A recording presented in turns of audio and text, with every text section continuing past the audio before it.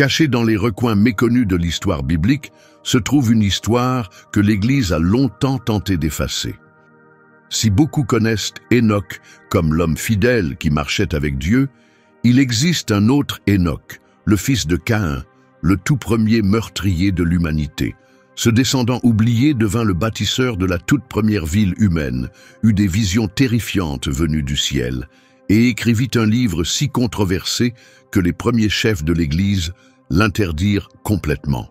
Dans ses écrits, il dévoilait des vérités interdites sur des anges déchus qui s'étaient unis à des femmes humaines, engendrant une race monstrueuse de géants qui provoquèrent la ruine du monde. Pendant des siècles, son livre fut considéré comme perdu à jamais, jusqu'à ce que des archéologues découvrent des copies cachées dans des grottes lointaines. Qu'y avait-il donc dans ce manuscrit ancien qui effrayait tant les autorités religieuses? Aujourd'hui, nous brisons le silence pour révéler les vérités troublantes dissimulées dans les écrits interdits d'Hénoch. Cette histoire commence par du sang versé sur la terre et un homme fuyant Dieu. Caïn venait de commettre un acte qui allait changer le monde pour toujours. Il avait tué son propre frère, Abel. Genèse 4:8 relate ce moment saisissant. Caïn dit à Abel, son frère, « Et comme ils étaient dans les champs, Caïn se jeta sur son frère Abel et le tua. » Ce n'était pas un simple acte de violence. C'était la première fois dans l'histoire qu'un être humain ôtait la vie à un autre. Jamais la terre n'avait été témoin d'un acte aussi brutal entre deux frères, entre des membres d'une même famille censés s'aimer et se protéger. Les champs où Abel gardait paisiblement ses troupeaux étaient désormais souillés par son sang. La terre qui avait reçu les offrandes d'Abel à Dieu absorbait maintenant quelque chose de bien plus tragique, la vie d'une âme innocente.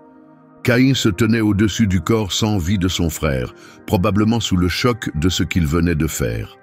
Ses mains étaient tachées de sang, son cœur envahi par la rage, la peur, et peut-être même le tout premier remords jamais ressenti par un être humain. Quand Dieu vint chercher Abel, Caïn tenta de cacher son crime, mais rien n'échappe à Dieu. La conversation qui suivit, rapportée dans Genèse 4:9 à 10, révèle les pensées intimes de Caïn. L'Éternel dit à Caïn, « Où est ton frère Abel ?» Il répondit, « Je ne sais pas. Suis-je le gardien de mon frère ?» Et Dieu dit, « Qu'as-tu fait? Écoute, le sang de ton frère crie vers moi du sol. » Même la terre réclamait justice. Le sang d'Abel appelait Dieu, criant pour que l'on réponde à cet acte horrible. Dieu ne posait pas la question par ignorance. Il savait où était Abel. Mais il offrait à Caïn une occasion d'avouer sa faute, de prendre ses responsabilités et peut-être d'exprimer du remords. Mais la réponse de Caïn montra à quel point son cœur s'était endurci. « Suis-je le gardien de mon frère ?» répliqua-t-il sans aucune compassion, sans le moindre regret. Il se tenait là, défiant, même face à Dieu. Le jugement de Dieu tomba rapidement et avec une parfaite justice. Genèse 4:11 à 12 décrit la sentence. « Maintenant tu es maudit, chassé du sol qui a ouvert sa bouche pour recevoir le sang de ton frère. Quand tu cultiveras la terre, elle ne te donnera plus sa richesse. Tu seras errant et vagabond sur la terre. » Caïn, autrefois cultivateur, ne pourrait plus jamais faire pousser quoi que ce soit. La terre elle-même, qui avait absorbé le sang innocent, rejetterait désormais ses efforts. Cette malédiction correspondait précisément à son crime. Caïn avait commis un meurtre dans un champ sur une terre destinée à nourrir la vie. Désormais, cette même terre deviendrait son ennemi. Chaque graine qu'il planterait échouerait. Chaque tentative de culture se solderait par un sol sec et stérile. Il était condamné à errer sans fin, incapable de s'établir, voué à vivre comme un vagabond, sans foyer ni paix. Mais alors, quelque chose d'inattendu se produisit. Confronté à cette réalité, Caïn s'écria vers Dieu dans Genèse 4:13 à 14, « Mon châtiment est trop lourd à porter. Voici que tu me chasses aujourd'hui de cette terre, je serai caché loin de ta face, errant et fugitif sur la terre, et quiconque me trouvera me tuera. » Pour la première fois depuis son crime, Caïn montra une véritable émotion. Il était envahi par la peur. Il comprenait que dans un monde sans loi ni protection, où la justice était personnelle et immédiate, quelqu'un chercherait certainement à venger la mort d'Abel. Pour la première fois, il saisissait les conséquences réelles de son acte.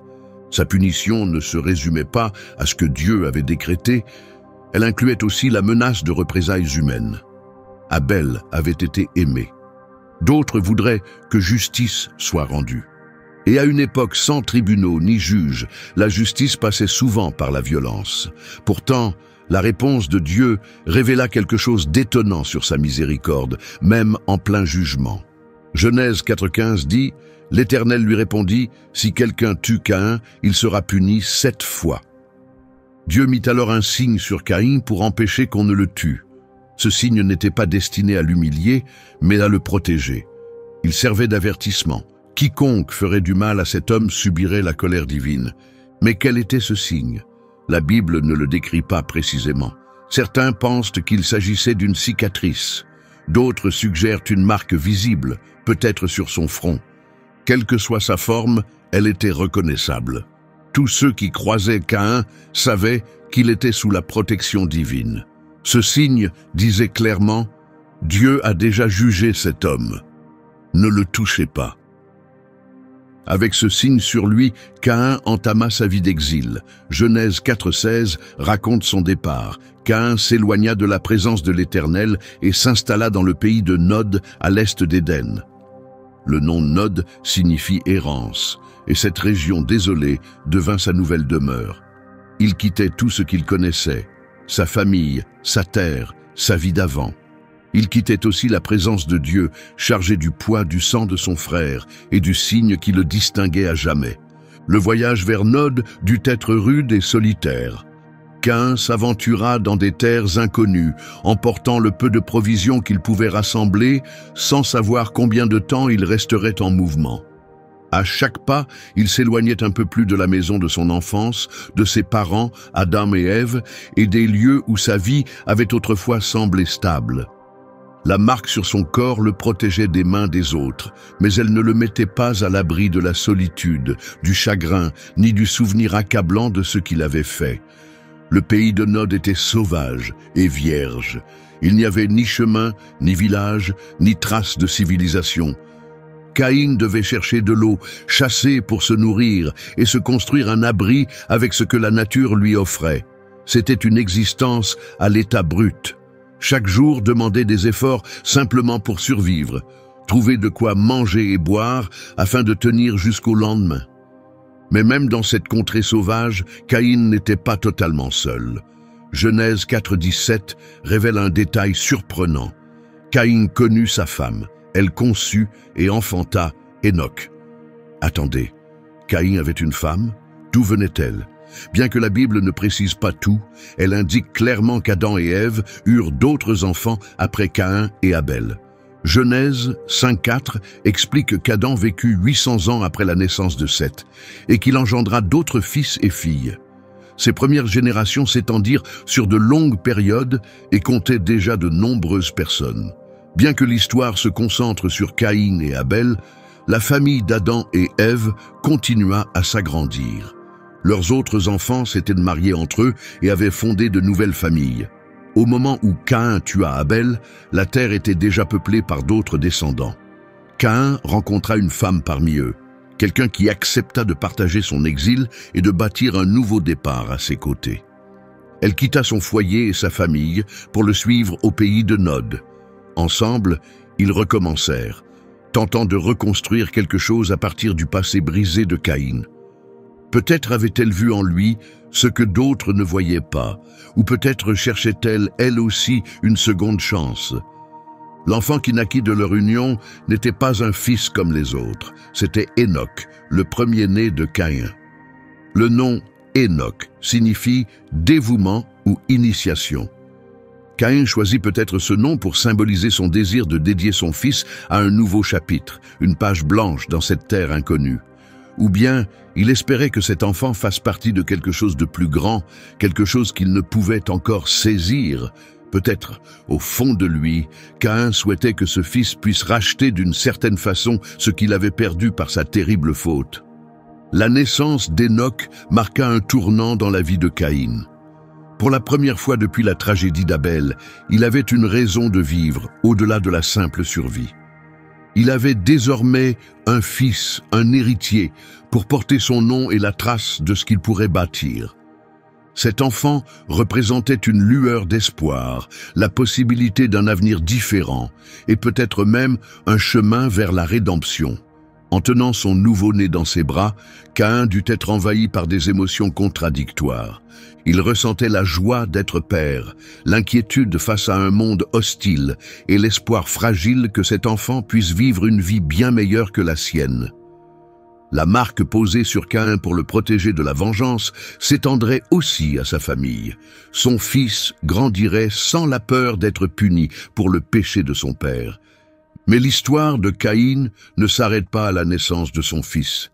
Le même verset mentionne un fait remarquable. Il bâtit une ville et lui donna le nom de son fils, Hénoch. C'est stupéfiant. Caïn, condamné à errer, décida de construire la toute première ville connue de l'humanité. Et il la nomma en l'honneur de son fils. Ce choix allait à l'encontre directe du jugement prononcé par Dieu. Dieu avait dit que Caïn serait un vagabond, incapable de s'établir. Pourtant, Caïn fit le choix de s'arrêter. Il rassembla des gens et établit une communauté permanente. Par ses actes, il déclarait « Je ne peux plus cultiver la terre, mais je peux encore construire quelque chose qui dure. Je peux créer un foyer où mon fils et ses descendants prospéreront malgré mes erreurs. » Fonder une ville à cette époque était une tâche immense. Caïn devait choisir un lieu stratégique, avec une source d'eau fiable, des protections naturelles et des matériaux de construction disponibles. Il devait convaincre d'autres personnes de le suivre dans cette entreprise audacieuse. Il lui fallut organiser le travail, répartir les tâches, coordonner les efforts d'un groupe œuvrant pour une vision commune. Ce n'était pas un simple regroupement d'abris, c'était une vraie ville. Des murs, des portes, des rues, des bâtiments prirent de forme. En faisant cela, Caïn laissa une empreinte durable sur l'histoire, différente de la marque que Dieu avait posée sur lui. Celle de Dieu était un signe de protection et un rappel du jugement. La ville de Caïn, en revanche, représentait l'ambition et l'héritage. Il créait quelque chose de totalement nouveau pour l'humanité. Jusqu'à présent, les hommes vivaient sous des tentes, se déplaçaient avec leurs troupeaux et menaient une vie simple, proche de la nature. Ils suivaient le rythme des saisons, partaient lorsque l'herbe manquait, possédaient peu et vivaient modestement. Mais Caïn faisait quelque chose de radicalement différent. Il construisait du fixe, du durable. Il posait les bases de ce qui deviendrait plus tard la civilisation humaine. Il érigea des murs pour se protéger des dangers extérieurs. Il ajouta des portes pour contrôler les entrées et les sorties. Des rues furent tracées pour diriger les déplacements et faciliter les échanges. La construction de cette ville ne fut pas rapide. Elle nécessita des années de dur labeur. Les pierres devaient être taillées à la main. Les murs devaient s'élever, pierre après pierre. Les fondations devaient être posées avec soin. Caïn dirigea cet immense chantier, organisant les ouvriers en équipe, attribuant les tâches et supervisant l'ensemble de l'entreprise. Jamais auparavant une telle chose n'avait été tentée dans toute l'histoire de l'humanité. Le jeune Hénoch grandit au milieu de cette œuvre extraordinaire. Imaginez, il fut le tout premier enfant élevé à l'intérieur des murs d'une ville, tandis que d'autres enfants apprenaient à garder les troupeaux ou à cultiver sous le ciel ouvert. Ces leçons portaient sur les remparts et les portes, sur la vie en communauté, sur la complexité de vivre aussi près des autres. Il fit l'expérience de choses qu'aucun enfant avant lui n'avait connues.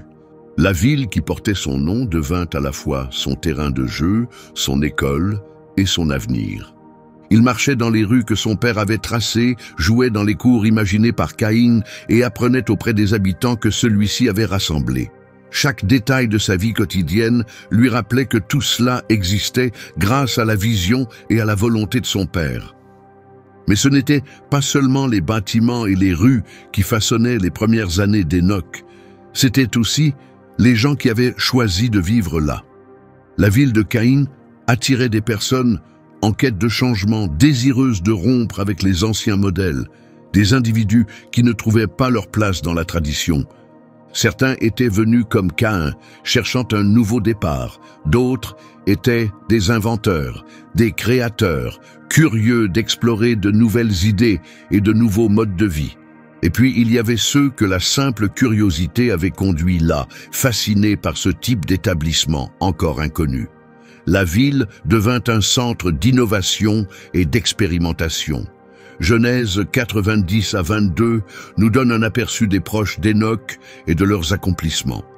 Ada donna naissance à Jabal. Il fut l'ancêtre de ceux qui vivent sous des tentes et élèvent du bétail.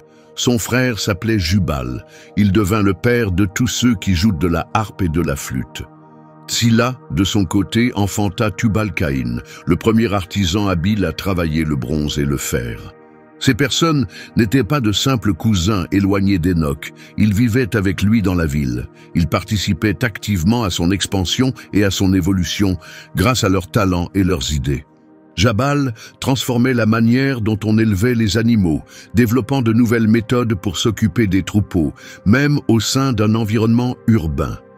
Jubal introduisait la musique dans le monde, créant des instruments qui produisaient des sons encore jamais entendus.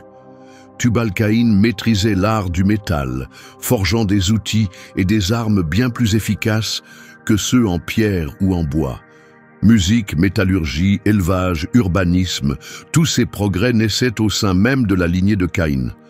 Hénoc grandissait entouré des tout premiers musiciens, des premiers artisans du métal et des premiers bâtisseurs de cités.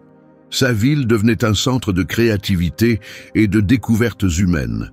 Des outils en métal étaient façonnés, des mélodies prenaient vie et des constructions impressionnantes s'élevaient. Le bruit des marteaux résonnait dans les rues tandis que Tubal-Caïn et ses apprentis travaillaient sans relâche. Des airs s'élevaient dans l'air quand Jubal enseignait à d'autres à jouer de ces instruments nouvellement créés. Les bêlements des moutons et les meuglements des bovins faisaient désormais partie du quotidien, alors que les méthodes avancées de Jabal prenaient racine. Ce n'était pas simplement un lieu où l'on vivait, c'était un lieu où la culture humaine elle-même voyait le jour. Hénoc assistait à cette transformation vivante tout autour de lui. Il voyait la vision de son père devenir réalité, observait la ville s'agrandir et se transformer chaque jour. Il apprenait ce qu'était le leadership en regardant Caïn organiser les hommes et gérer les projets. Il découvrait l'innovation à travers les inventions de ses proches. Il comprenait le potentiel immense de la créativité humaine et de la persévérance. En grandissant, de petit garçon à jeune homme, Hénoc assimilait profondément ses leçons. Il réalisait que de grandes choses pouvaient naître de la coopération. Il constatait que les défis pouvaient être surmontés avec de la volonté et des idées neuves. Il apprenait que le vrai leadership consistait à faire émerger le meilleur chez les autres, en guidant leurs efforts vers des objectifs communs. En mûrissant, il devint naturellement le successeur de son père. Caïn vieillissait, et quelqu'un devait reprendre le flambeau pour conduire cette cité florissante vers l'avenir. Hénoc y était préparé depuis son plus jeune âge. Il connaissait le fonctionnement de la ville, il en connaissait les habitants, et il avait appris de son père les principes de commandement. Il allait de soi que la ville qui portait son nom devenait peu à peu sa responsabilité. Mais diriger ce genre de communauté nouvelle demandait des compétences totalement inédites. Hénoc devait apprendre à gouverner non pas seulement une famille ou une tribu, mais des centaines de personnes vivant côte à côte. Il devait trancher sur des questions de commerce, de justice et sur la gestion du travail nécessaire au bon fonctionnement de la ville. C'étaient des aptitudes que nul autre chef humain n'avait eu à développer jusqu'alors. Et bientôt, la ville attira l'attention de l'extérieur. Des voyageurs étaient intrigués par ce nouveau mode de vie. Certains venaient pour faire du troc, apportant des biens venus de loin en échange de ce que produisait la ville. D'autres arrivaient simplement pour observer et comprendre ce fonctionnement urbain. Quelques-uns choisissaient de rester, offrant leur talent et leur savoir à cette communauté en pleine expansion. Enoch se retrouva rapidement au centre de cette activité bouillonnante. En tant que successeur de Caïn, il accueillait les marchands, recevait les étrangers et travaillait à résoudre les défis quotidiens de cette ville unique. Avec autant d'habitants vivant dans une telle proximité, il dut développer des compétences entièrement nouvelles en diplomatie, en négociation et en gestion humaine. Les responsabilités qu'il portait étaient immenses. Enoch devait s'assurer que nourriture et eau soient réparties équitablement parmi une population grandissante. On faisait appel à lui pour régler des conflits entre voisins vivant plus proches les uns des autres que jamais auparavant. Il devait superviser le travail des artisans, des bâtisseurs et des marchands. Il devait aussi prendre des décisions importantes sur l'agrandissement des murs de la ville pour accueillir une population toujours plus nombreuse. Chaque jour apportait de nouveaux défis qu'aucun être humain n'avait encore jamais affrontés. Comment maintenir la paix entre des centaines de personnes vivant si proches les unes des autres? Comment organiser le travail pour que chacun contribue sans qu'aucun ne soit accablé? Comment attribuer les habitations? Et que faire lorsque des conflits éclatent à leur sujet? Enoch apprenait à gérer ces dynamiques sociales inédites et complexes. Mais pendant cette même période, un autre développement majeur se produisait ailleurs dans le monde. Alors que les descendants de Caïn bâtissaient des villes et développaient la technologie, une autre lignée familiale apparaissait avec une toute autre orientation.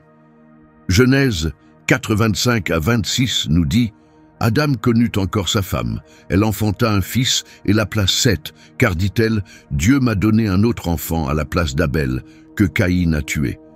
Seth eut aussi un fils, et il l'appela Énos. C'est alors que l'on commença à invoquer le nom de l'Éternel. Après la perte d'Abel, Adam et Ève reçurent un autre fils, qu'ils nommèrent Seth, un nom signifiant « placé » ou « établi », car ils y voyaient un don de Dieu pour remplacer leur fils perdu. La lignée de Seth évoluait dans une direction très différente de celle de Caïn. Tandis que les descendants de Caïn se consacraient au développement urbain et aux innovations, ceux de Seth cherchaient la proximité avec Dieu. L'expression « on commença à invoquer le nom de l'Éternel » a un sens profond. Elle suggère que la famille de Seth mettait en place une forme de culte organisé, peut-être se rassemblait-on régulièrement pour prier, chanter et rechercher la volonté divine ensemble. Ils s'efforçaient de préserver et de renforcer leurs liens avec Dieu, transmettant leurs récits et leurs enseignements de génération en génération. Les descendants de Seth menaient une vie plus traditionnelle. Ils gardaient les troupeaux, cultivèrent la terre, habitaient sous des tentes ou dans des abris simples, se déplaçant au rythme des saisons et des besoins de leurs animaux. Ils se souciaient peu d'inventions ou de progrès matériels et se concentraient plutôt sur la fidélité et l'obéissance à Dieu. Ils se souvenaient des récits anciens, la création, le jardin d'Éden, la chute et le drame de Caïn et Abel. Ils les maintenaient vivants en les enseignant à leurs enfants. Pendant que la ville d'Enoch résonnait des sons des outils et de la musique, le peuple de Seth se rassemblait en silence pour prier et adorer. Tandis que les descendants de Caïn étaient fiers de leurs inventions et de leurs avancées culturelles, ceux de Seth demeuraient humbles devant Dieu, recherchant sa volonté dans tout ce qu'ils faisaient. Cela creusa un fossé grandissant entre les deux branches de l'humanité. D'un côté, la lignée de Caïn, urbaine, inventive, culturellement développée, mais s'éloignant de plus en plus de Dieu. Leur attention était tournée vers les accomplissements humains, bâtir, créer, faire avancer la civilisation. Ils étaient fiers de leur progrès, confiants en leurs compétences, mais peu préoccupés par l'approbation divine. De l'autre côté, la lignée de Seth, fidèle au culte, attachée à sa relation avec Dieu, vivant simplement mais solidement enracinée dans la spiritualité. Ils privilégiaient la volonté de Dieu plutôt que les louanges des hommes. Ils valorisaient la fidélité plus que les exploits, l'obéissance plus que l'innovation. Le contraste était net. Les descendants de Caïn construisaient des villes avec de hauts murs et des portes surveillées, composaient de la musique, perfectionnaient la métallurgie, mais invoquaient rarement Dieu.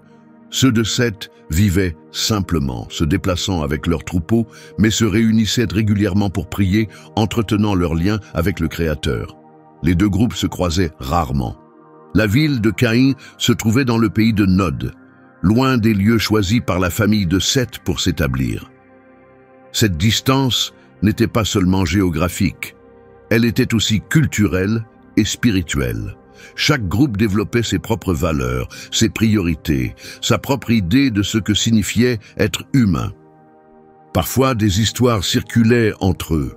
Les descendants de Seth entendaient parler de la ville impressionnante que Caïn avait bâtie, avec ses murs fortifiés et ses nouvelles technologies.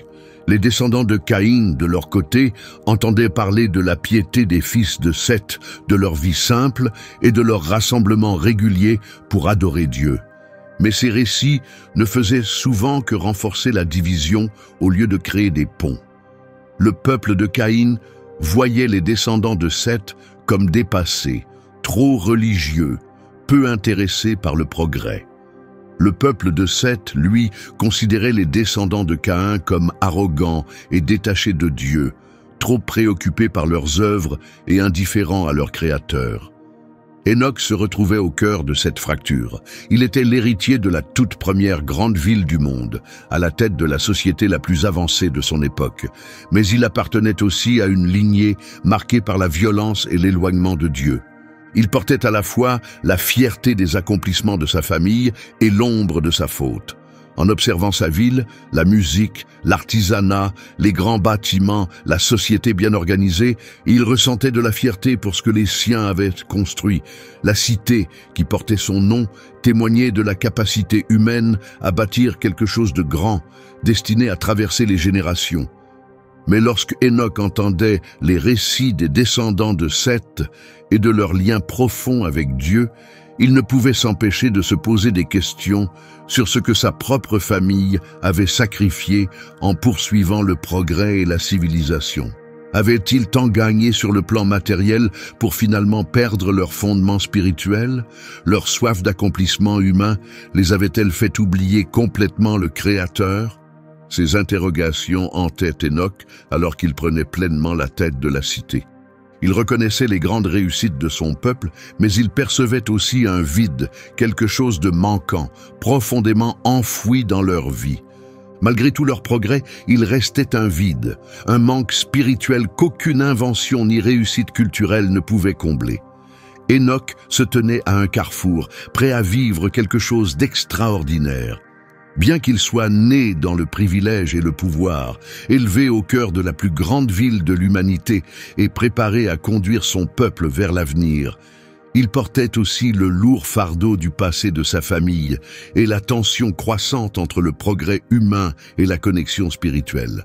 Les décisions qu'il prendrait en assumant pleinement son rôle de leader façonneraient non seulement son propre destin, mais aussi l'avenir de la ville qui portait son nom et l'héritage de toute sa lignée. Voici l'histoire d'Enoch, fils de Caïn, dont les écrits seraient un jour interdits par l'Église. Quelque chose d'inattendu commença à se produire chez Enoch alors qu'il assumait de plus en plus de responsabilités dans sa cité. Bien qu'il fût issu d'une lignée maudite, marquée par la violence et la rupture avec Dieu, Enoch se sentit attiré par ce que ses ancêtres avaient en grande partie négligé, une relation avec le Créateur. Ce qui débuta par de simples moments de réflexion évolua peu à peu en quelque chose d'inimaginable. Tout commença de manière très simple. Tandis que Caïn et les autres chefs s'attachaient à agrandir les frontières de la ville et à faire progresser les technologies, Enoch, lui, se posait des questions plus profondes. Aux premières lueurs du jour, il se tenait souvent au sommet des remparts, contemplant le pays de Nod, se demandant qui était ce Dieu que son grand-père Adam avait connu autrefois dans le jardin d'Éden. Il avait entendu les récits anciens transmis à demi-mot et en fragments, racontant une époque où l'homme parlait directement avec Dieu. Le contraste saisissant entre ces récits et la vie actuelle de sa famille le troublait profondément. Bien que les descendants de Caïn aient accompli de grandes choses, Enoch ne parvenait pas à chasser ce sentiment que quelque chose d'essentiel avait été perdu en chemin. Ils avaient leur musique, leur métallurgie, leur architecture impressionnante et leur société bien organisée. Mais en gagnant tout cela, ils avaient perdu quelque chose de bien plus précieux. Ils avaient perdu leur lien avec le divin. Ils étaient devenus si absorbés par ce qu'ils pouvaient créer de leurs propres mains qu'ils avaient oublié celui qui leur avait donné ses mains. Genèse 5:22 révèle quelque chose d'extraordinaire à propos de ce qui se produisit ensuite. Enoch marcha avec Dieu après la naissance de Mathusalem pendant 300 ans, et il engendra des fils et des filles. Mais la marche d'Enoch avec Dieu ne débuta pas tard dans sa vie. Elle commença bien plus tôt, dans ces instants de solitude, lorsque ce jeune leader cherchait quelque chose de plus grand que les réalisations matérielles de sa ville. Son lien avec Dieu était extraordinaire justement parce qu'il semblait improbable. Voici un homme issu de la lignée maudite de Caïn, une famille marquée par le meurtre et l'éloignement de la présence divine. La marque de protection apposée sur Caïn subsistait encore dans leur lignée, rappel constant de la violence qui les avait éloignés de leur Créateur. Et pourtant, contre toute attente, Dieu tendit la main à l'arrière-arrière-petit-fils de Caïn. Cette relation ne s'établit pas d'un coup. Enoch ne se réveilla pas un matin avec des visions ou des voix divines. Cela commença progressivement, par une conscience grandissante au fil de ses méditations matinales qu'il n'était pas seul. Il ressentait une présence à ses côtés, discrète mais puissante, qui comprenait les fardeaux qu'il portait en tant que dirigeant et les luttes qu'il traversait pour guider son peuple. Le premier véritable tournant se produisit pendant une période particulièrement difficile pour le gouvernement de la ville. Un conflit sérieux avait éclaté entre divers groupes d'artisans, et aucune des solutions habituelles ne fonctionnait. Alors qu'Enoch cherchait désespérément à rétablir la paix, il fit quelque chose que sa famille n'avait pas fait depuis des générations. Il pria. Pas vers des idoles, ni vers des œuvres humaines, mais vers le Dieu de ses ancêtres. Et ce qui se passa ensuite changea tout. Lorsque Enoch demanda à Dieu la sagesse pour diriger avec équité et justice, des réponses commencèrent à lui parvenir d'une manière qu'il ne pouvait expliquer. Des problèmes complexes devinrent soudain limpides. Il savait comment parler au cœur en colère, d'une façon qui les apaisait. Sa manière de gouverner devint empreinte d'une sagesse profonde et inattendue, qui surprenait même les anciens de la ville. Rapidement, les gens remarquèrent qu'Enoch avait quelque chose de différent. Ses décisions étaient toujours justes et avisées. Il semblait comprendre les besoins des autres avec une clarté dépassant l'intuition humaine.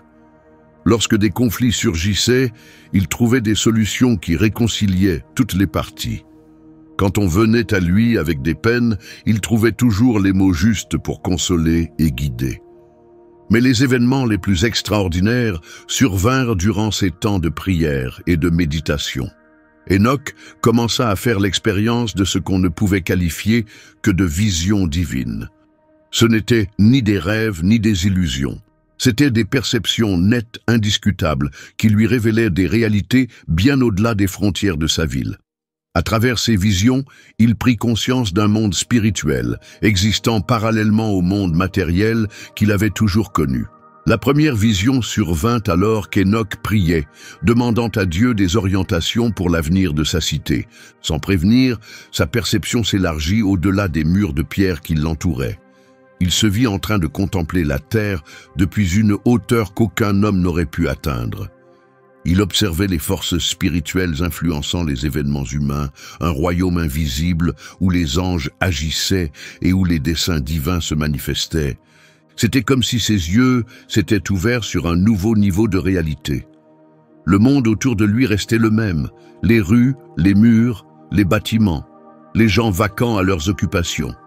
Mais il pouvait désormais percevoir un autre royaume tissé dans la trame de ce monde. Il vit des anges se mouvoir silencieusement parmi les hommes, guidant leurs pensées, influençant leurs choix. Il vit les prières des cœurs fidèles s'élever comme un doux parfum vers les cieux. Il assista à des combats invisibles livrés pour les âmes des hommes et des femmes. Lors de ses premières visions, Enoch rencontra des êtres de lumière et de puissance d'une beauté saisissante, des anges au service du Très-Haut. Ils n'étaient pas les créatures terrifiantes que l'on pourrait imaginer. Pour Enoch, ils apparaissaient comme des messagers doux, porteurs de paix et de sagesse, envoyés pour l'instruire et l'assister. Au début, ces rencontres furent brèves. Une silhouette lumineuse apparaissait pendant ses prières, lui offrant des paroles d'espoir et de conseils pour sa mission de dirigeant. Ces êtres répondaient aux questions qui tourmentaient le cœur d'Enoch, lui enseignant l'équité, la compassion et l'équilibre délicat entre les efforts humains et l'obéissance à la volonté divine. Le premier ange qui l'approcha se présenta comme un messager envoyé par le Très-Haut. Il lui expliqua qu'Enoch avait été choisi pour une mission unique, dont l'ampleur ne se révélerait qu'avec le temps.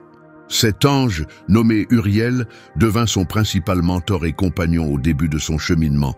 Uriel enseigna à Enoch la véritable nature de la prière et comment distinguer ses propres pensées de la voix divine. Il lui montra comment apaiser son esprit et son cœur pour mieux entendre Dieu. Ces premiers enseignements étaient essentiels, car ils préparaient Enoch à des révélations bien plus grandes encore. À mesure que sa conscience spirituelle s'élargissait, ses visions prirent de l'ampleur. Les anges commencèrent à le conduire dans des voyages dépassant toute logique humaine. Bien que son corps restât dans sa chambre ou sur les remparts de la ville, son esprit voyageait dans des royaumes qu'aucun mortel n'avait jamais contemplés. Le premier de ces voyages emplit Enoch d'émerveillement et de crainte. Il se sentit soulevé de son lieu terrestre et transporté à une vitesse vertigineuse à travers les cieux. Sous lui, la terre ressemblait à une immense carte révélant des terres et des peuples qu'il n'avait jamais imaginés. Il voyait clairement les grands fleuves traverser les continents, les chaînes de montagnes séparer les nations et les vastes océans embrasser le monde. Ces traversées des royaumes spirituels dépassaient tout ce que les mots pouvaient exprimer. D'une manière difficile à expliquer, Enoch se déplaçait à travers des dimensions très éloignées du monde physique. Il contempla le trône du Très-Haut, vit des multitudes d'anges en adoration et observa l'harmonie cosmique qui maintenait la création. Lors d'un voyage particulièrement marquant, Enoch fut conduit à ce qui semblait être la frontière même de l'existence. Il vit les fondations de la terre, les piliers soutenant le ciel et les entrepôts célestes où étaient conservées la neige et la grêle. Il observa les trajectoires du soleil et de la lune et commença à saisir, pour la première fois, l'extraordinaire précision du plan divin. L'ange Uriel lui expliqua que Dieu avait établi des lois, non seulement pour les actions humaines, mais pour chaque élément de la création. Le soleil se levait et se couchait selon un ordre fixé. La lune suivait fidèlement ses cycles, les étoiles avançaient dans leurs constellations selon des instructions divines. Les saisons arrivaient au moment voulu et la pluie tombait exactement lorsque nécessaire. Lors d'un autre de ses voyages spirituels, Enoch contempla l'arbre de vie, qui s'était autrefois tenu dans le jardin d'Éden. Il en vit la beauté éblouissante et comprit qu'il était la source de la vie éternelle. Les anges lui expliquèrent que la rébellion de l'humanité avait rompu leur accès à cet arbre, mais ils lui révélèrent aussi que Dieu prévoyait un jour de le restaurer pour ceux qui vivraient avec fidélité. L'arbre était majestueux, bien au-delà de tout ce qu'Enoch avait pu imaginer. Son tronc était haut et solide, ses branches s'étendaient largement, et son feuillage ne se fanait jamais. Les fruits suspendus à ses branches brillaient d'une douce lumière intérieure, et Enoch pouvait ressentir l'énergie de vie qu'il contenait. Il comprit que cet arbre symbolisait bien plus que la vie sans fin. Il représentait une relation profonde et ininterrompue avec le Créateur. Mais les révélations les plus bouleversantes vinrent lorsqu'Enoch découvrit les veilleurs. Ces anges formaient un groupe particulier, chargé de missions spéciales sur la terre. Le livre qui porterait un jour le nom d'Enoch décrirait en détail ces êtres, et grâce à ces visions, Enoch comprit à quel point leur rôle était crucial dans les réalités invisibles.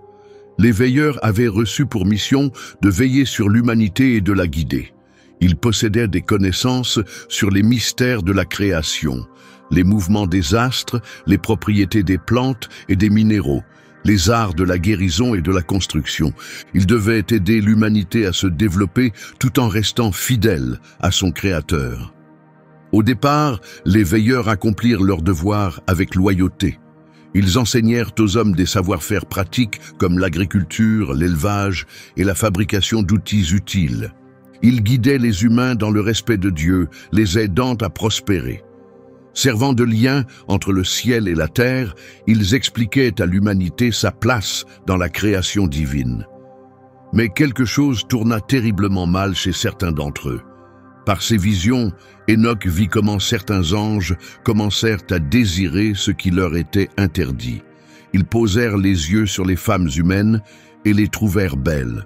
Un désir de plaisir charnel naquit dans leur cœur, bien que ces désirs ne fussent pas faits pour des êtres comme eux. Genèse 6:2 en fait allusion. Les fils de Dieu virent que les filles des hommes étaient belles, et ils prirent pour femmes celles qu'ils choisirent. Mais les visions d'Enoch révélèrent toute la vérité derrière cet événement. Ces veilleurs déchus n'avaient pas seulement épousé des femmes humaines, ils avaient aussi transmis à l'humanité des connaissances interdites. Ces savoirs n'étaient pas mauvais en eux-mêmes, mais ils furent partagés trop tôt et de manière nuisible. Les veilleurs enseignèrent aux hommes la fabrication des armes, la pratique de la magie, et l'usage des cosmétiques et bijoux qui alimentaient la vanité et l'orgueil. Ils offrirent à l'humanité des capacités qu'elle n'était pas prête à maîtriser avec sagesse. Enoch vit comment tout cela commença avec quelques veilleurs seulement, qui décidèrent de désobéir aux ordres célestes. Sous la direction d'un ange nommé Semjaza, ils conclurent un pacte pour descendre sur la terre et prendre des femmes humaines. Ils se persuadèrent que si tous désobéissaient ensemble, aucun ne pourrait être puni seul. 200 veilleurs participèrent à cet acte de rébellion, chacun choisissant une femme à épouser. Mais leur faute ne s'arrêta pas à ces unions interdites. Ils commencèrent à rivaliser pour offrir à l'humanité les secrets les plus extraordinaires. Azazel enseigna aux hommes à forger des épées, des couteaux, des boucliers et des armures. Il leur montra comment travailler les métaux pour produire des armes bien plus dangereuses que tout ce qui avait existé auparavant. Barakel initia les gens à l'astrologie, utilisant les étoiles à des fins trompeuses. Kokabel révéla comment créer des signes et prédire des présages. Chazakiel enseigna l'observation des nuages pour prévoir le temps, mais dans un but égoïste. Enoch vit, dans ses visions, comment ce savoir interdit se répandait à travers le monde. Il vit comment cette connaissance corrompue affectait non seulement des individus, mais des sociétés entières. Les gens utilisaient ces nouveaux savoirs pour satisfaire leurs désirs égoïstes et pour détruire. Ils fabriquaient des armes pour faire du mal, pratiquaient la sorcellerie pour tromper et contrôler, et devenaient obsédés par la beauté et les biens matériels. Les compétences en métallurgie, qui auraient pu servir à fabriquer des outils agricoles ou à construire des habitations, étaient surtout utilisées pour produire des armes. La connaissance des étoiles, qui aurait dû inspirer l'admiration envers la création de Dieu, fut détournée en astrologie et en divination. Les arts du maquillage et des bijoux, qui auraient pu simplement exprimer la beauté, devinrent source de vanité et de fierté, créant des divisions sociales. Les enfants nés de l'union entre les veilleurs et les femmes humaines furent appelés les Néphilim. Ces géants possédaient à la fois des traits humains et angéliques. Ils grandirent avec une taille et une force extraordinaires, mais aussi avec les mêmes désirs corrompus que leurs pères. Ils devinrent violents, utilisant leur puissance pour dominer et semer la peur parmi les hommes. Les Néphilim n'étaient pas seulement physiquement puissants, ils étaient aussi très intelligents grâce au savoir transmis par leur Père céleste. Cela les rendait encore plus dangereux, une force immense combinée à une connaissance avancée de la guerre, de la ruse et de la domination. Ils se firent rois sur les sociétés humaines, exigeant des tribus et allant jusqu'à se faire adorer comme des dieux. Enoch vit comment cette corruption s'étendait sur la terre comme une épidémie. Même les descendants de Seth, autrefois proches de Dieu, tombaient sous l'influence de ce savoir interdit. Même certains descendants de Caïn, déjà éloignés de Dieu, devenaient encore plus corrompus qu'auparavant. Enoch fut témoin de scènes de violence et de cruauté qui lui brisèrent le cœur. Il vit les hommes s'entretuer avec les nouvelles armes qu'ils avaient créées. Il vit la sorcellerie détourner les âmes de la vérité vers le mensonge. Il vit l'obsession pour l'apparence et la richesse détruire les relations simples et joyeuses qu'avaient autrefois les peuples. Mais la vision la plus effrayante lui fut montrée lorsqu'il vit comment Dieu allait répondre à cette corruption croissante. Le Créateur, qui avait façonné l'humanité avec tant d'amour et d'espérance, fut profondément attristé de ce qu'elle était devenue. Le mal sur la terre avait atteint un tel niveau que le jugement de Dieu ne pouvait plus être retardé. Genèse 6, 5 à 7 exprime clairement cette douleur. L'Éternel vit que la méchanceté des hommes était grande sur la terre et que toutes les pensées de leur cœur se portaient chaque jour uniquement vers le mal. L'Éternel regretta d'avoir fait l'homme sur la terre, et son cœur fut affligé. Alors il dit, « J'effacerai de la surface de la terre l'homme que j'ai créé. » Enoch vit venir le déluge bien avant qu'il ne survienne. Il vit les nuages noirs se rassembler, les eaux profondes se déchaîner et les flots s'élever pour recouvrir le monde. Il vit qu'une seule famille serait épargnée, Noé et les siens, car ils étaient restés fidèles à Dieu malgré la corruption qui les entourait. Les visions qu'Enoch reçut au sujet du jugement à venir étaient terrifiantes, mais il comprit qu'elles avaient un but essentiel. Il réalisa que la décision de Dieu de purifier la terre n'était pas mue par la colère, mais par l'amour. Un amour enraciné dans l'espérance de ce que l'humanité pouvait encore devenir si elle était libérée de la corruption. Le déluge effacerait les Néphilim, briserait l'influence des veilleurs déchus et permettrait à l'humanité de recommencer. Mais le rôle d'Enoch n'était pas simplement de rester témoin en silence. Lors d'une de ses rencontres les plus profondes avec les anges, il reçut une mission divine qui allait bouleverser le cours de sa vie. Les anges lui révélèrent qu'il avait été choisi pour devenir un scribe, un écrivain des révélations sacrées et des prophéties divines. Cette responsabilité s'accompagnait d'instructions précises. Enoch devait consigner tout ce qu'il avait vu et entendu durant ses voyages dans les cieux. Il devait écrire les noms et les actes des veilleurs déchus, décrire la corruption qu'ils avaient semée sur la terre et annoncer le jugement à venir. Mais au-delà de cela, il devait aussi transmettre un message d'espérance, le plan de Dieu pour racheter et restaurer ce qui avait été perdu. C'était une tâche monumentale. Comment des mots humains ordinaires pourraient-ils exprimer les merveilles des royaumes célestes? Comment décrire la majesté du trône divin ou les chants des innombrables anges? Comment expliquer les lois cosmiques qui soutiennent la création? Mais les anges donnèrent à Enoch une aide surnaturelle. Ils lui enseignèrent non seulement quoi écrire, mais comment l'écrire. Ils lui révélèrent des symboles et des langages capables de transmettre des vérités spirituelles profondes. Ils lui accordèrent un savoir bien au-delà de tout ce qu'il avait appris dans la ville de Caïn. Même l'acte d'écrire devint un miracle. Lorsque Enoch s'assit avec ses instruments, les mots coulaient à travers lui comme s'ils étaient guidés par une puissance supérieure. Il écrivait des choses qu'on ne lui avait jamais enseignées, décrivait des lieux que ses yeux n'avaient jamais vus, expliquait des mystères spirituels dépassant la compréhension humaine. Grâce à son œuvre de scribe divin, Enoch comprit que sa mission avait une portée bien plus grande que sa propre existence. Il n'écrivait pas seulement pour sa propre génération, mais pour des peuples qui vivraient bien après lui. Les anges lui expliquèrent que ses écrits seraient préservés pour guider les générations futures. Pourtant, le plus extraordinaire dans la mission d'Enoch fut peut-être son rôle de pont entre les anges et l'humanité. Parce que Dieu l'avait choisi pour marcher avec lui, malgré ses origines dans la lignée maudite de Caïn, Enoch avait une compréhension unique à la fois de la pureté divine et de la faiblesse humaine. Cela faisait de lui le messager idéal entre le ciel et la terre. Les veilleurs déchus, qui avaient entraîné leur propre chute et celle des hommes, désiraient désespérément retrouver l'accès à Dieu. Mais leur rébellion les avait coupés de la présence divine, les empêchant d'approcher le trône de Dieu par eux-mêmes. Dans leur détresse, ils se tournèrent vers Enoch, le suppliant d'intercéder pour eux. Selon le livre d'Hénoch, ces anges déchus le supplièrent de rédiger une pétition à Dieu en leur nom, demandant pardon et une possibilité de rédemption.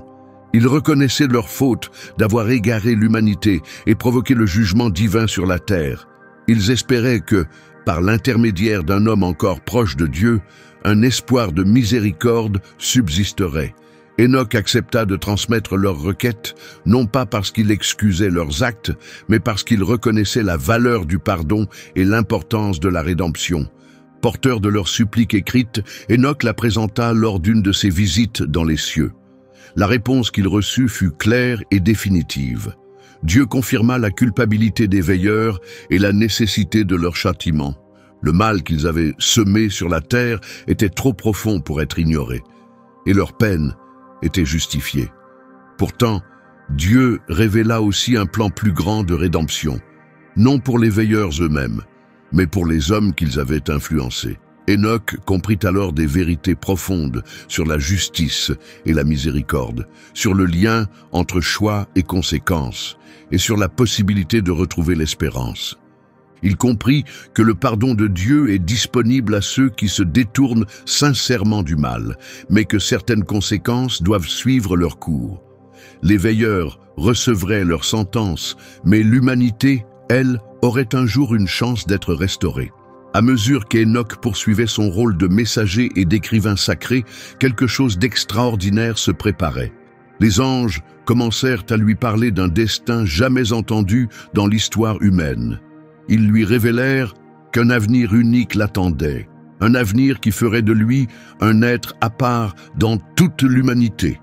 La promesse était presque incroyable. Hénoch ne connaîtrait pas la mort comme les autres. Il serait enlevé vivant dans le royaume céleste. Son corps physique serait transformé et il vivrait pour toujours auprès de Dieu. Cette promesse ne lui était pas faite comme une récompense pour ses actes, mais comme un signe de la puissance et de la bonté de Dieu. Elle montrait que le Créateur pouvait briser même la malédiction de la mort entrée dans le monde par la désobéissance d'Adam. C'était un aperçu de la vie éternelle que Dieu désirait offrir à tout son peuple.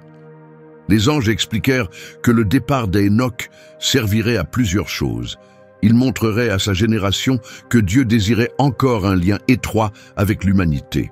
Il permettrait aussi à Hénoch de rester en sécurité, afin qu'il poursuive sa mission dans le royaume céleste. Et enfin, il offrirait aux générations futures une espérance. La mort n'était pas une fin définitive.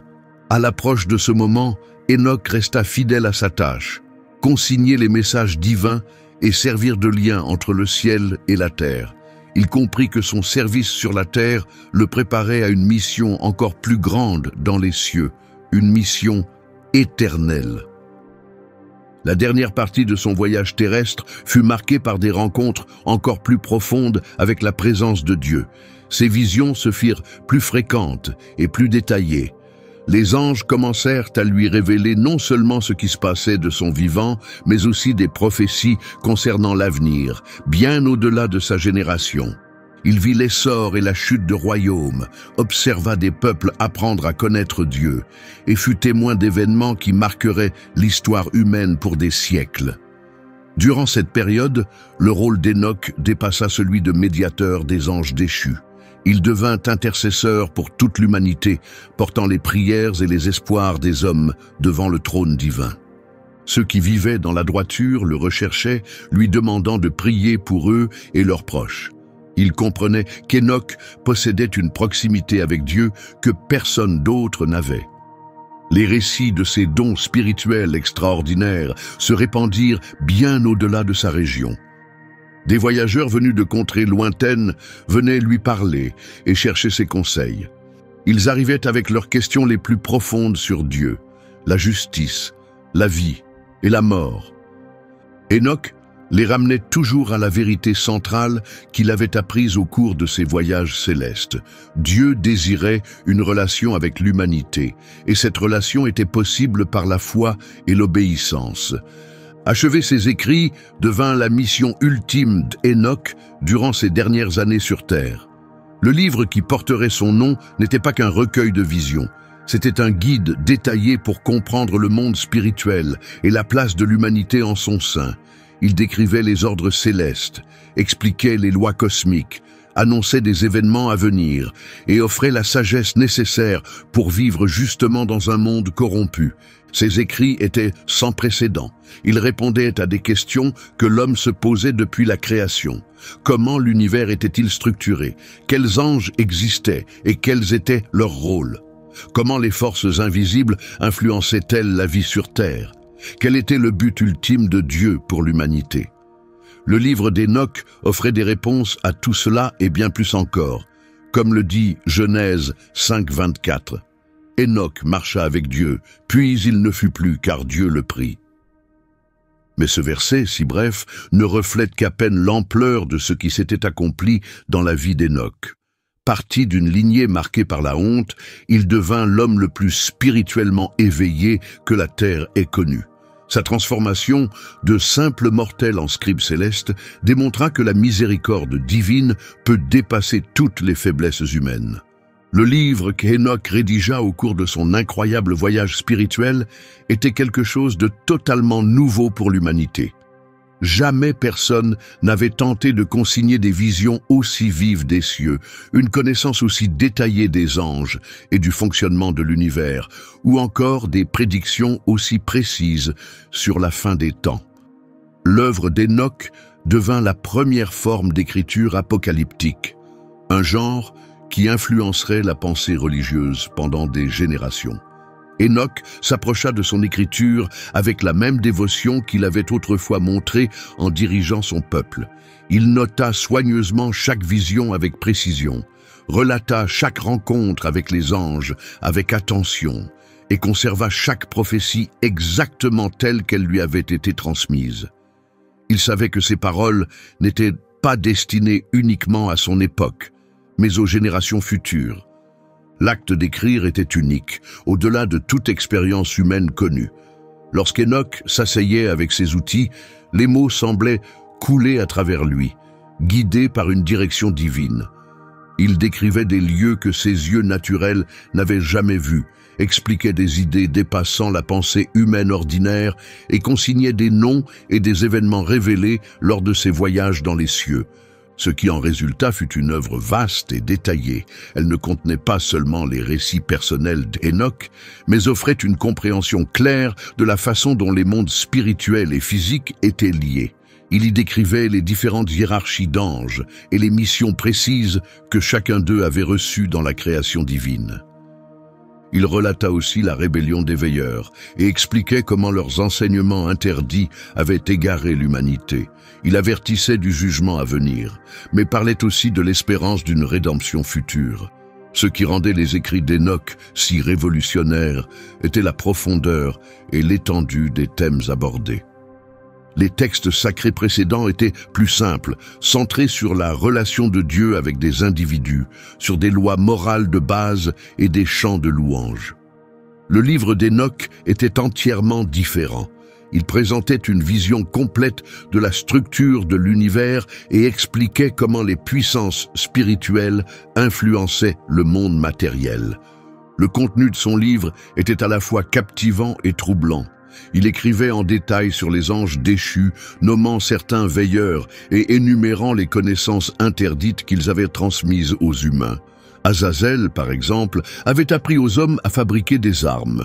Barakel les avait entraînés dans les erreurs de l'astrologie. Cocobel leur avait révélé comment créer de faux signes et des présages trompeurs. Les noms et les fautes se succédaient, dressant un tableau complet de la manière dont la rébellion de ces anges avait provoqué la chute de l'humanité. Mais la partie la plus bouleversante des écrits d'Hénoch était sans doute son récit des Néphilim. Ces êtres, nés de l'union entre anges déchus et femmes humaines, étaient décrits comme des géants impitoyables qui apportaient souffrance et terreur aux hommes ordinaires. Hénoch décrivait leur taille immense, leur force hors du commun et leur appétit insatiable pour la violence et la destruction. Il racontait comment ces êtres s'étaient élevés au pouvoir, imposant leur domination et exigeant culte et offrandes. Le livre contenait aussi de nombreuses prophéties sur la fin des temps. Enoch avait vu, dans ses visions, le grand jugement qui s'abattrait sur la terre, effaçant la corruption et permettant un nouveau départ. Il livrait un récit saisissant du déluge, expliquant qu'il agirait à la fois comme châtiment pour le mal et comme purification, ouvrant la voie à une humanité renouvelée. Il écrivait qu'une seule famille juste survivrait, celle de Noé, et que c'est par elle que la vie reprendrait après la disparition des eaux. Au-delà des conséquences immédiates du déluge, les prophéties d'Enoch allaient bien plus loin.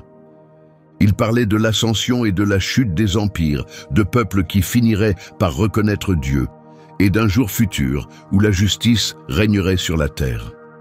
Ces visions offraient une espérance au-delà de la destruction. Le plan de Dieu ne se limitait pas au jugement, il visait aussi la rédemption ultime. À mesure que les écrits d'Enoch se répandaient parmi les gens de son temps, ils provoquèrent un profond bouleversement. Rien de tel n'avait jamais été écrit. Les gens étaient stupéfaits par ces descriptions détaillées des royaumes célestes, fascinés par les hiérarchies angéliques et profondément émus par les avertissements concernant le jugement futur. Le livre abordait des questions que l'humanité se posait depuis les origines.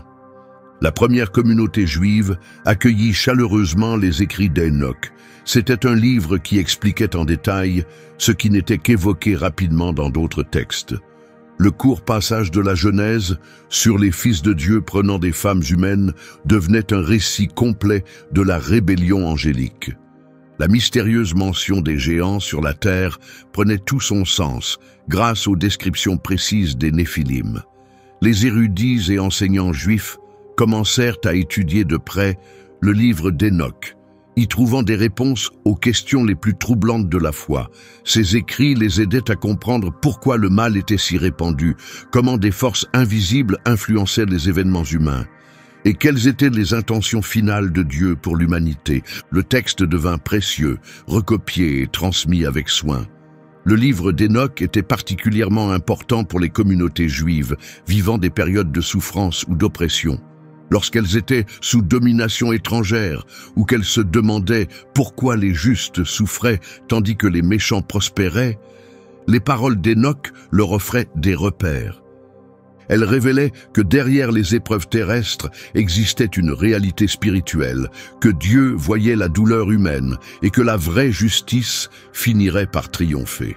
Pendant des siècles, le livre d'Enoch fut hautement respecté dans la tradition religieuse juive.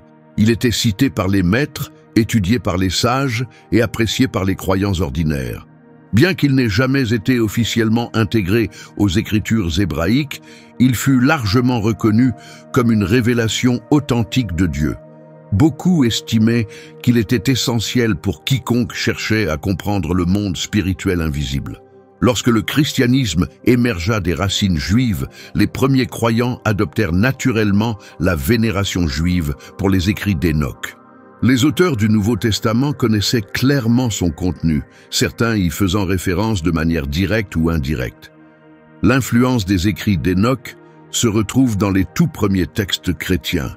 La référence la plus évidente figure dans la lettre de Jude, versets 14 et 15, qui dit « C'est aussi pour eux qu'Enoch, le 7e depuis Adam, a prophétisé en ces termes. » Ce passage cite directement le livre d'Enoch, le reconnaissant comme une véritable prophétie.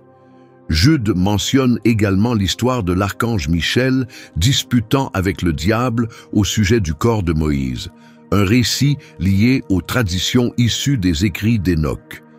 La seconde lettre de Pierre contient des enseignements similaires sur les anges déchus, gardés enchaînés en attendant le jugement, des idées largement développées dans le livre d'Enoch. Au-delà de ces références évidentes, l'influence d'Enoch se retrouve dans tout le Nouveau Testament. Les enseignements détaillés sur les anges dans les lettres de Paul, les thèmes de bataille cosmique dans l'Apocalypse et même les allusions de Jésus au Fils de l'homme reflètent des connaissances pleinement développées dans les écrits d'Enoch. Les premiers chefs et auteurs chrétiens poursuivirent cette tradition en honorant le livre d'Enoch. Des figures de l'Église telles que Justin Martyr, Irénée et Clément d'Alexandrie le considéraient comme une œuvre spirituelle précieuse. Ils le citaient dans leurs sermons, y faisaient référence pour expliquer des mystères spirituels et encourageaient leurs fidèles à le lire pour mieux comprendre les sujets théologiques complexes. Le livre d'Hénoch était particulièrement apprécié par les premiers chrétiens désireux de comprendre l'ampleur cosmique de leur foi. Il apportait des éclaircissements sur la lutte spirituelle entre le bien et le mal, sur le lien entre la victoire du Christ et les conflits angéliques, et sur l'avenir spirituel et humain. De nombreuses communautés chrétiennes conservaient le livre aux côtés d'autres textes sacrés. Durant les premiers siècles de l'Église, les écrits d'Hénoch étaient largement acceptés et respectés. Ils furent traduits dans plusieurs langues, étudiés par des érudits et cités par des enseignants. Pour beaucoup de croyants, ce livre était essentiel pour saisir pleinement le dessein de Dieu pour la création. Ces révélations détaillées semblaient offrir une base précieuse pour mieux comprendre à la fois l'Ancien et le Nouveau Testament. Cependant, à mesure que le christianisme devenait plus structuré et institutionnalisé, des débats surgirent sur les textes qui devaient être considérés comme canoniques. Les autorités ecclésiastiques commencèrent à établir des critères officiels pour déterminer quels écrits devaient faire partie de la Bible et lesquels devaient être considérés comme secondaires. C'est à cette époque que le livre d'Hénoch fut examiné de plus près. Les premiers doutes ne concernaient pas tant son contenu que son origine. Certains responsables commencèrent à douter qu'Hénoch, le personnage biblique enlevé au ciel, soit réellement l'auteur du livre. Ils remarquèrent que l'ouvrage contenait des prophéties très spécifiques sur des événements bien postérieurs à l'époque supposée d'Hénoch, ce qui les amenait à penser qu'il avait été écrit bien plus tard par un autre auteur. Ces doutes sur l'identité de l'auteur soulevèrent des questions plus larges sur l'autorité divine du texte. Si ce n'était pas Hénoch qui l'avait écrit, pourquoi le considérer comme inspiré par Dieu ?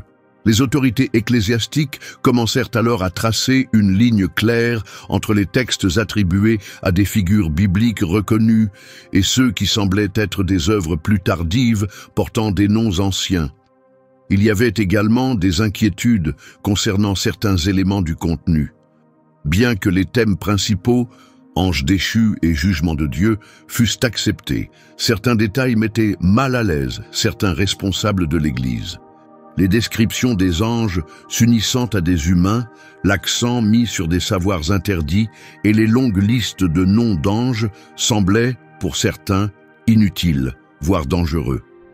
Alors que le christianisme s'étendait dans l'Empire romain et entrait en dialogue avec la philosophie grecque, certains responsables s'orientèrent vers une vision plus rationnelle et moins mythologique de Dieu. Le style narratif du livre, avec ses récits vivants de voyages célestes et de rencontres angéliques, fut perçu comme trop naïf ou trop brut pour un public chrétien cultivé. Le rejet du livre d'Hénoch ne fut pas brutal, mais progressif. Les avis divergeaient selon les régions et les chefs d'église. Certaines communautés continuaient de l'honorer, d'autres non. Mais avec le temps, l'opinion dominante devint qu'il s'agissait d'un texte intéressant, mais non autoritaire, bon à lire, mais pas digne d'être considéré comme écriture inspirée. Le rejet officiel du livre d'Hénoch par l'Église institutionnelle ne fut donc pas soudain, mais s'opéra au fil de plusieurs conciles et décisions. Des figures marquantes comme Jérôme et Augustin, qui jouèrent un rôle clé dans la formation de la doctrine chrétienne, exprimèrent des doutes quant à son inclusion dans le canon biblique. Ils estimaient que son auteur véritable était incertain et que son contenu n'était pas essentiel à la foi chrétienne. En 364 après Jésus-Christ, le concile de Laodicée publia l'une des premières listes reconnues des textes bibliques, et le livre d'Hénoch en fut exclu. D'autres conciles suivirent ce modèle, et avec le temps, le livre fut officiellement retiré des écritures reconnues dans la plupart des régions chrétiennes.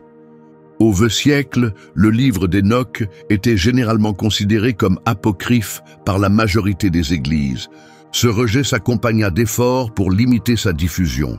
Des ordres furent donnés pour cesser de copier ou de partager le texte, et dans de nombreux cas, les manuscrits existants furent détruits. L'objectif était d'éviter que les croyants soient troublés ou égarés par un écrit qui n'était plus considéré comme fiable. L'Église justifia cette décision pour plusieurs raisons. Le doute sur l'auteur réel, la place incertaine du texte dans le canon et la crainte de confusion doctrinale. On lui reprochait de traiter de sujets spéculatifs, inutiles à l'enseignement chrétien, voire susceptibles d'encourager de fausses croyances. Mais certains pensent que d'autres motivations étaient en jeu. Le livre d'Hénoch critiquait sévèrement les dirigeants religieux corrompus et dénonçait les fautes morales parmi les chefs. Cela aurait pu déranger les autorités ecclésiastiques. Son insistance sur les révélations divines reçues en dehors du cadre de l'Église officielle pouvait aussi apparaître comme une menace pour ceux qui cherchaient à consolider leur pouvoir. Un autre facteur possible fut le désir de se démarquer clairement du judaïsme. En cherchant à affirmer son identité comme foi nouvelle, l'Église pouvait juger nécessaire de se détacher de textes juifs comme celui d'Hénoch. Refuser de reconnaître le livre d'Hénoch fut une manière claire pour le christianisme de montrer qu'il possédait désormais ses propres textes sacrés. Cette volonté d'écarter Hénoch des enseignements chrétiens réussit dans une grande partie du monde chrétien. Pendant plus de 1000 ans, le livre disparut presque entièrement des églises et des communautés d'Europe et de Méditerranée. Parfois, certains érudits mentionnaient le livre dans leurs écrits, mais il devenait presque impossible d'en trouver des exemplaires. La plupart des chrétiens ne se souvenaient même plus qu'un tel livre avait existé. Pourtant, l'histoire du livre d'Hénoch ne s'arrêta pas avec son rejet par l'Église dominante. Dans une petite partie du monde chrétien, des croyants continuèrent à lui accorder de la valeur et à le protéger. L'Église orthodoxe éthiopienne refusa de suivre la décision d'exclure le livre d'Hénoch de la Bible. Elle continua à croire qu'il s'agissait d'une véritable écriture et elle le conserva parmi ses livres saints.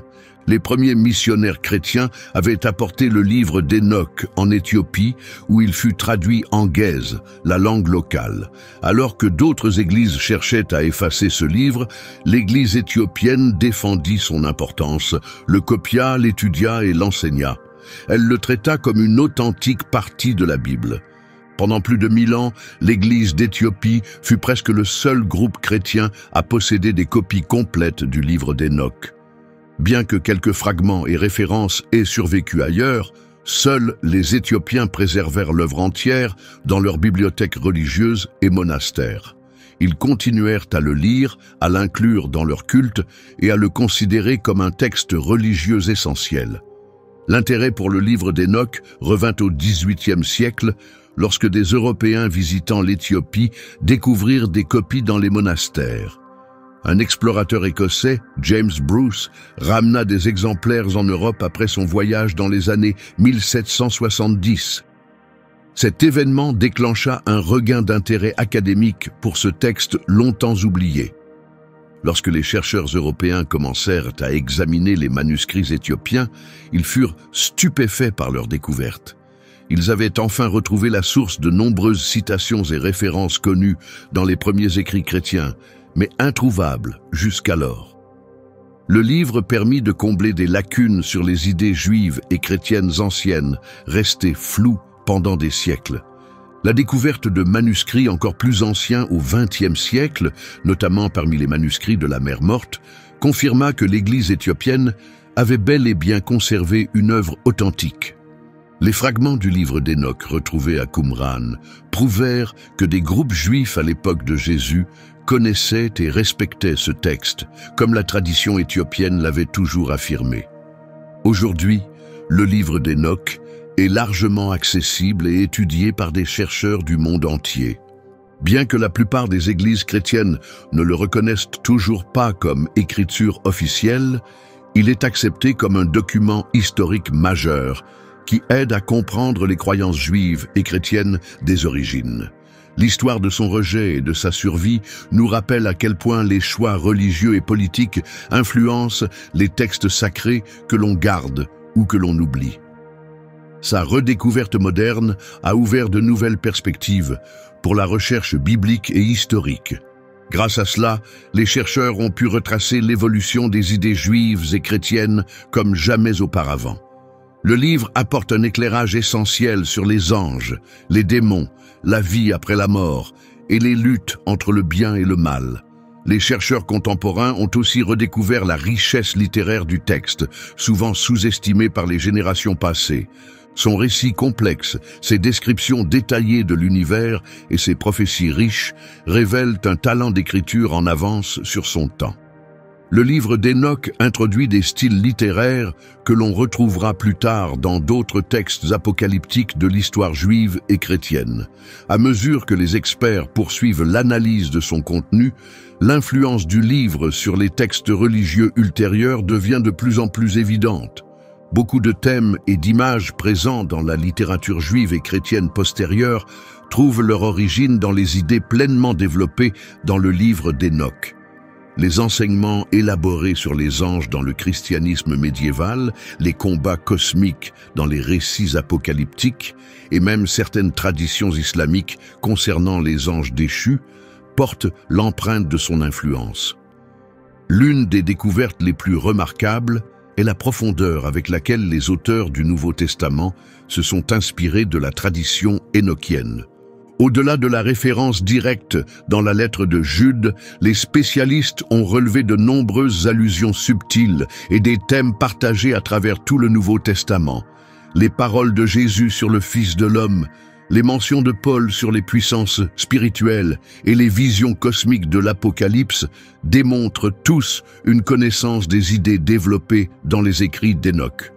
La redécouverte du livre a aussi permis de mieux comprendre la diversité du christianisme primitif. Il est désormais clair que les premières communautés chrétiennes étaient bien plus variées dans leurs croyances et leurs pratiques que ne le laissent croire les traditions établies plus tard. Chaque groupe utilisait des textes différents, mettait l'accent sur des enseignements particuliers et vivait sa foi selon des approches distinctes. Le rejet du livre d'Hénoch s'inscrivait dans un processus plus large, par lequel une forme spécifique de christianisme prit le dessus, tandis que d'autres courants furent écartés. Cette perspective historique a suscité des débats importants sur la manière dont l'autorité religieuse se construit et sur les critères définissant les textes sacrés. L'histoire du livre d'Hénoch montre que les institutions humaines, influencées par la culture et la politique, jouent un rôle crucial dans la mémoire des textes religieux. Le fait qu'un ouvrage autrefois cher aux premières communautés juives et chrétiennes ait failli disparaître pendant plus d'un millénaire illustre à quel point la transmission des textes est fragile et combien il est vital de préserver les traditions à travers plusieurs voies. Le dévouement de l'Église éthiopienne à la protection du livre d'Hénoch a aussi mis en lumière l'importance des petits groupes religieux, souvent ignorés, dans la sauvegarde du patrimoine spirituel. Tandis que l'Église dominante cherchait à faire oublier ce livre, les chrétiens éthiopiens lui restèrent fidèles, le traitant comme une écriture authentique. C'est grâce à leur fidélité que la redécouverte moderne fut rendue possible, ainsi que toutes les nouvelles compréhensions spirituelles et académiques qui en ont découlé. Aujourd'hui, l'accès facile au livre d'Hénoch a ravivé l'intérêt pour ses idées théologiques et spirituelles. De nombreux lecteurs modernes sont captivés par ces représentations saisissantes des mondes spirituels, ces récits de lutte cosmique et ces prophéties sur l'avenir. Bien que la plupart des grandes églises chrétiennes continuent de le rejeter comme livre canonique, beaucoup y trouvent une source d'enrichissement pour leur compréhension biblique et leur réflexion spirituelle. Pourtant, ce regain d'intérêt suscite aussi certaines craintes, les mêmes qui avaient motivé son rejet initial. Certains responsables religieux craignent que les fidèles soient troublés sur le lien entre ce texte et les écritures officielles, ou qu'ils deviennent trop attirés par des spéculations sur les anges et les secrets cosmiques. Ces inquiétudes rappellent les débats de l'Église primitive sur la place des écrits apocalyptiques dans la foi chrétienne. Les études modernes sur le livre d'Hénoch ont aussi montré à quel point sa composition et sa préservation furent complexes. Les experts ont découvert que la version actuelle du texte est en réalité une compilation de plusieurs écrits distincts, rédigés à différentes époques, puis réunis en un seul volume. Cette histoire complexe aide à comprendre pourquoi les lecteurs remarquent des changements de style et de contenu dans le livre. Et elle révèle davantage comment les anciens textes religieux ont été écrits, rassemblés et transmis à travers les âges. Les recherches archéologiques en cours continuent d'apporter de nouvelles perspectives sur le monde dans lequel le livre d'Hénoch était apprécié.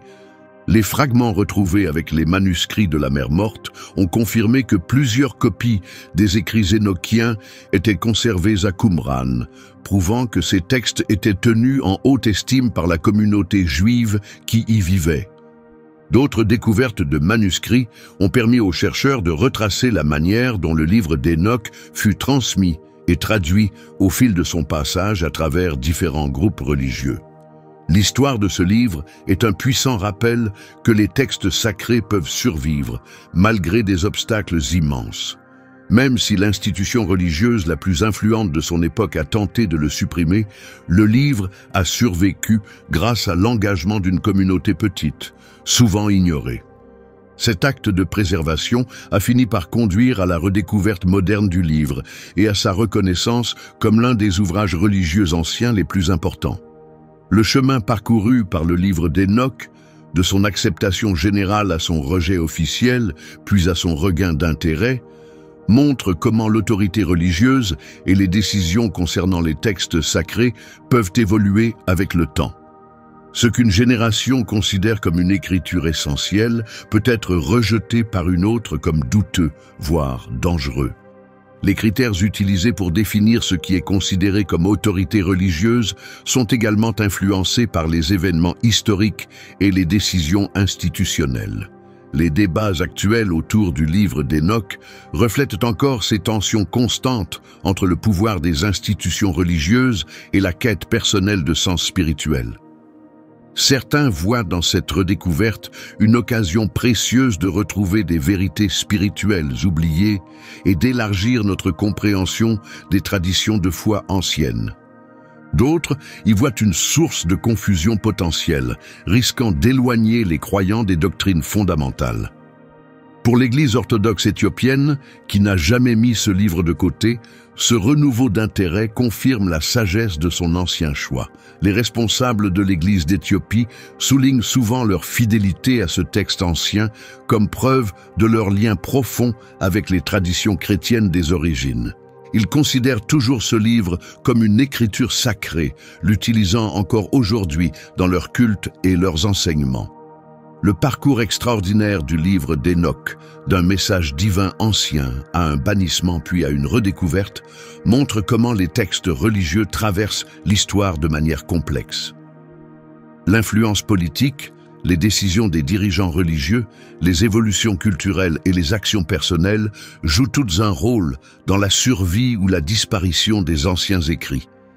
La survie de ce livre, malgré les tentatives pour l'effacer, témoigne à la fois de la dévotion de ceux qui l'ont protégé et de la force durable de son message, qui continue d'inspirer les lecteurs à travers les générations et les cultures. Si cette histoire biblique vous a passionné, abonnez-vous pour découvrir d'autres récits méconnus de l'histoire ancienne. Et partagez cette vidéo avec tous ceux qui aiment découvrir la vérité derrière les récits que nous pensions déjà connaître. Qu'est-ce qui vous a le plus surpris dans l'histoire d'Hénoch? Partagez vos réflexions dans les commentaires. Merci d'avoir regardé et à très bientôt pour une nouvelle révélation biblique restée cachée à la vue de tous.